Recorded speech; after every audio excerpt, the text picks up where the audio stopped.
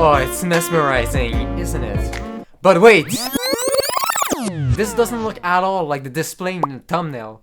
And yes, because in the thumbnail I'm using a shader, but my PC can't run it and yours probably can't too. But there is a very easy solution to that.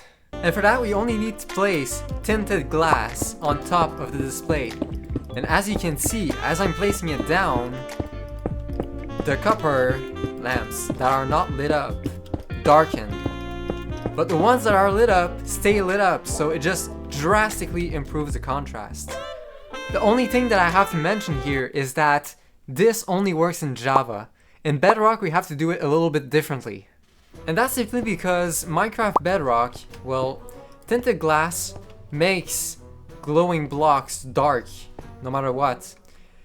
But this also comes as an advantage because what we can use is we can use pistons to push those lighting blocks on the tinted glass, and it's gonna become dark, and once we push it back, well, it's gonna become lit up again.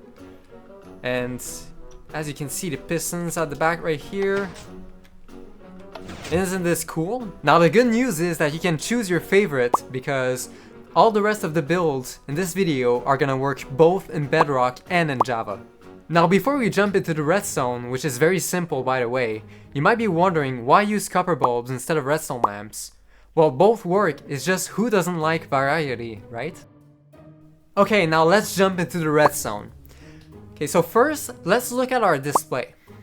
Okay, our display is called a 7-segment display because it has 7 segments.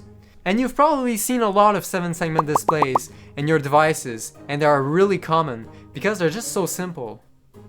So as I already mentioned, 7-segment displays have 7 individual segments that are controlled individually. And how do we make numbers with them? Well, it's just by powering the segments that we want for each number. And realistically, we can do any other thing that we want, any other combination of segments. Now, how do we do that in Minecraft? Well, it's pretty easy. We just have to lay out our segments in a line like this. And now, how do we make the numbers? Well, we just have to put columns of redstone right beside it and connect to each and every single one of them the lines, the segments that we want to use. Okay, so now let's start by making a 1. So we're gonna connect line 3 and line 5 with repeaters. And it's very important that we do it with repeaters because I'll explain later. And now, if we turn on our lever here, as you can see, a 1 shows up. So now it's great, we have one number made, the 1, but we need more numbers, right? We would need all the way up to 9 and a 0 as well. So how do we make those extra numbers? Well, it's pretty easy, we just add columns. 1 for each number.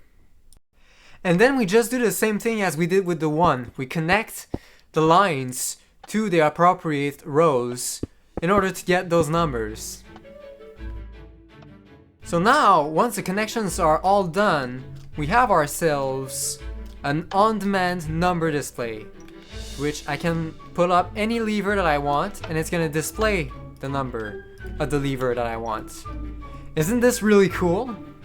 And the reason why we must use repeaters to connect the rows with the columns is that repeaters only let current flow in one direction.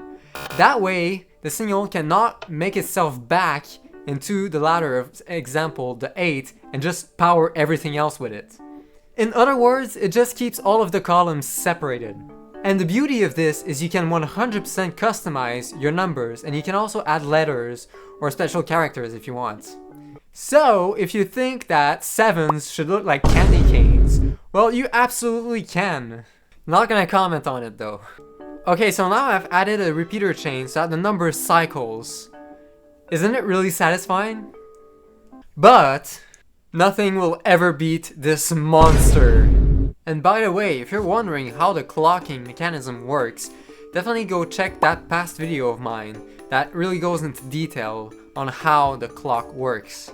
But don't leave just yet, as we're gonna be checking out the redstone of this monster. But before you call me a maniac for building this, well, just gotta let you know that I did not build this all by hand, because no, I also got a life. Okay, I admit, maybe not. So, if we come and see here, As you can see, the mechanism repeats itself. It's not just like random everywhere, it's really like the same thing over and over and over. So, why not do just like what you're doing with ChatGPT in your homework? Okay, I admit I did it also. FBI, open up! Copy paste. And how do we copy paste in Minecraft? Well, by using the clone command. Okay, so let's start by building our actual display. So as you can see here, I've made a 5x7 one resolution so that we can display all characters and letters of the alphabet. And you might also have noticed that the pixels are 2x2 redstone lamps, so 4 redstone lamps. Why? Simply because redstone mechanics do not allow us to connect each and every single redstone lamp individually. Hell no, man. So we have to regroup them by 4. So we regroup them by using redstone torches and repeaters. As you can see, the redstone torch here is pointed toward that block. So it powers the one in front directly, and the power conducts itself towards the block and to the one above it. So we've got our 2 vertical ones, and then for the horizontal ones, we use repeaters that distribute the signal, as you can see here. And then we only need to do just like our 7-segment display to disperse those conduction lines. So here's the redstone lines powering each and every single one of our pixels that is now dispersed. So as you can see, there's a 3 block spacing vertically and a 1 block spacing horizontally. So now all what's left to do is to do just like our 7-segment display and add our first column. So here's our first column added. As you can see, it's a bit different from the 7-segment display in a way that it goes horizontally as well. And that's so it can connect to each and every single pixel. We make it both horizontal and vertical because 5 times 7 pixels equals 35. And yeah, 35 rows looks like this. It's a bit hard to manage. So, once we have that first row added, we can go ahead and do the same thing as our 7-segment display and draw whatever we want on the screen. But before we do that, we need to copy paste it. Unless you're good with having only one character, but I mean, it kind of defeats the purpose. Okay, so the way the clone command works in Minecraft is by starting to select the range of blocks you want to copy. And we do that by doing kind of the same thing that you do on the school computer's desktop when your favorite gaming website is blocked. So, what we're gonna do is we're gonna draw a box in our minds of the area of the blocks we want to copy. And we're gonna do that by finding the coordinates of the blocks at the 2 opposite sides of the area. So we're gonna do that by going to those blocks and pressing F3 right here. As you can see, the coordinates of the block are right here. And those coordinates are from the lower part of our Minecraft character. And then we also need the destination block coordinates, which is in the lower part of your selection. So you're gonna do that the same way we did earlier. So once we have those coordinates, we're gonna open the command menu by hitting slash on most devices, and then type clone, and then type our coordinates. And once we have those typed in, well, we just hit enter. And boom. And now all we have to do is to repeat the process until we have enough columns to put all the characters we want. So all we need to do now is to hit slash again, then the up arrow on our keyboard, and then adding 4 to the last coordinate because what we're trying to copy is 4 blocks wider. So we hit enter and boom, we have 1 slot more. Then we just repeat the process until we have enough characters.